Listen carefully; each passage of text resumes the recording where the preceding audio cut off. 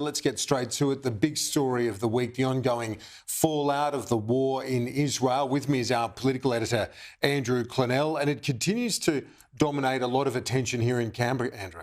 That's right, Kieran. The Israeli ambassador to Australia, Amir Maimon, was invited to address the coalition party room today on the war, and he warned MPs that the war would not be over quickly.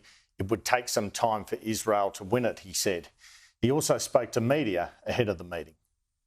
Thank you very much for the continuous support of the Liberal. And as you mentioned, it's not just the Liberal, it's a bipartisan support to the State of Israel and to the Jewish community here in Australia. It's, for me, and the only thing that I will say in front of the camera is that since October the 7th, 6:30 in the morning, and I was in Israel when the Hamas attacked the people of Israel in the southern border. We're in a war that we didn't start nor ask for, but we are determined to win. Yeah. This came after yesterday the teal independents, Sophie, Scamps and Kylea Tink, controversially supported a motion accusing Israel of war crimes.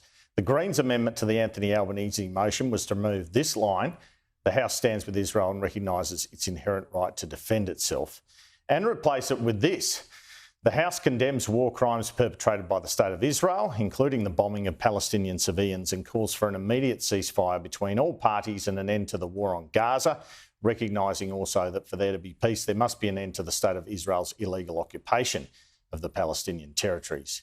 Now, Sophie Scamps felt moved by coverage of this today to post this social media message defending herself. She said, "Yesterday I voted in favour of the government's motion in relation to Israel in full. That motion unequivocally condemned the attacks on Israel by Hamas and recognised the right of Israel to defend itself. That remains my position." She said, "During debate, I also voted in favour of a motion that recognised innocent Palestinian lives are also being lost and that any military action should be in line with international humanitarian law." Also in the Parliament today, Labor Senator Fatima Payman went off the government's script a bit when talking about the situation in the Middle East. The killing of innocent civilians in Israel should be condemned, and we condemn it. The killing of innocent civilians in Palestine should also be condemned, and we must condemn it.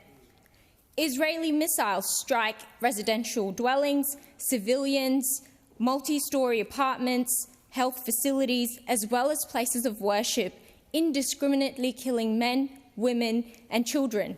We must condemn it. The price tag of Israel's right to defend itself cannot be the destruction of Palestine. Israel's right to defend its civilians cannot equate to the annihilation of Palestinian civilians. I hereby call for an immediate ceasefire to come into effect. Fatima Payman there. Today, after Qantas initially evacuated Australians and it was deemed too dangerous for them to keep evacuating, so the military evacuated, Qatar Airways has assisted evacuating some Australians out of Israel. The PM says some Australians are not getting on the flights in Israel, and they should. This is a dangerous situation. If people are seeking to leave and they're offered a place, please take it.